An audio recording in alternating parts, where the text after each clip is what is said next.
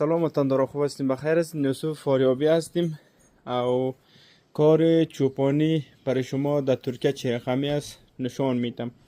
وطن دارا، اول از اینجا شروع کنم. اینجا بیرون کار میاریم، از بیرون اونجا کار اون از اونجا بار میارم کش میکنیم، اینجا پاره میکنیم، باز سه تا بوجی رو میارم اینا رو اینجا قاطی میکنیم، یک کم از اونجا آب میگیرم، از قطع شاخک یا بیل یک دفعه این بر دور میتم، خلاص در پرغون یا در بوجی بار میزنم، میارم در روی این گوار. مثلا یک سفید رنگ است، یک دو تا در اونجاست، همین دیوالا که است، یک بوجی یا یک پرغون اونجا میریزیم که ریختیم در روی اینجا. نگاه کنین اینا رو کل ریختیم، باز اینا خودش میخوره.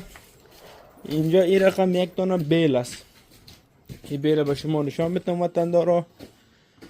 این بیل با این گلبری میگه، ترکا گلبری میگه، این کمی کش میکنی خودش گویش بیادبی ما باشه تمیز میشه. او این که تمیز کردیم کلش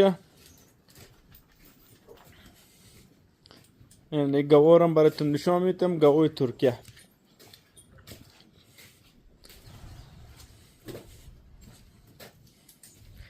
اندوالا مواظب باشین، سابسکرایب کنین، آبانه باشین. تیک تاک تازه بال کردیم، جور باشین. دیگه هم یعنی گوای ترکیه است، نرس اینا کل قربانی است وطن دارا. یکم مریض است، یکیش هم اینجاست.